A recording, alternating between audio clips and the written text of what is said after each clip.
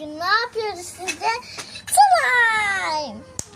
Şimdi arkadaşlar ilk hangisini koyalım anne? İlk önce slime jeli koy. Bence. Koy bakalım. Açıyorum.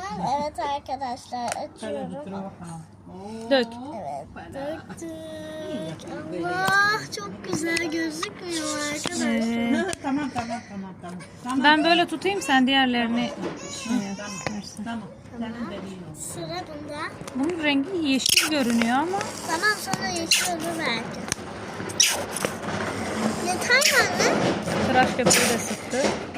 Yeter değil mi? Yani biraz daha şey yap ya, tıraş köpüğüyle güzel oluyor. Arkadaşlar biz bir kez ne yapmıştık biliyor musunuz? Ben denemeyle yapmıştım. Oyun oynuyordum. Köpükle, tıraş köpüğüyle. Sonra birden gittim borak döktüm şeyin üstüne, tıraş köpüğünün üstüne karıştırdım. Slime oldu direkt. Değil mi Aynen, anne? onunla da oluyor. Şimdi tıraş köpüğünü biraz daha sık ama iyice çalkala tıraş köpüğünü. Sık şimdi, sonra boraksı dökeceğiz üstüne. Tamam mı? Şey olsun, böyle pof pof olsun slime'ın. Tamam. Şimdi boraksı dökelim. Yalnız bu yeşil ama rengini vermedi. Şeyi karıştırmadık ya, jeli. Beyaz olacak slime'ın. Yo bak. Beyaz olacak. Bak. Hadi birazcık dök ama bak fazla dökme, tamam mı?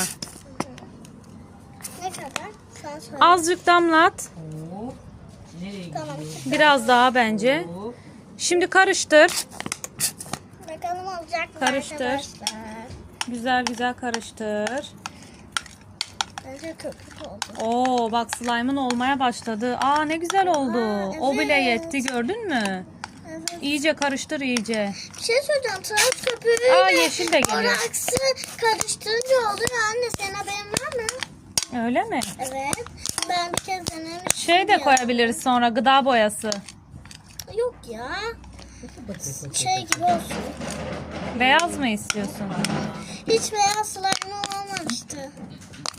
Ama bence yeşile döner sonra. Çok güzel görünüyor.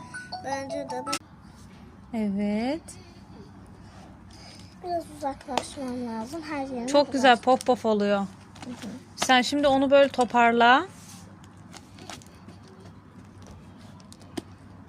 Oo, eline mi yapıştı? Biraz daha yoğurursan bence düzelecek gibi. İstiyorsan biraz daha boraks dökeyim. Neden? Wow, slime'ımız hazır. Çok güzel oldu. Arkadaşlar birkaç saniye Bakar mısınız yoğurdum ne kadar güzel sadece. oldu?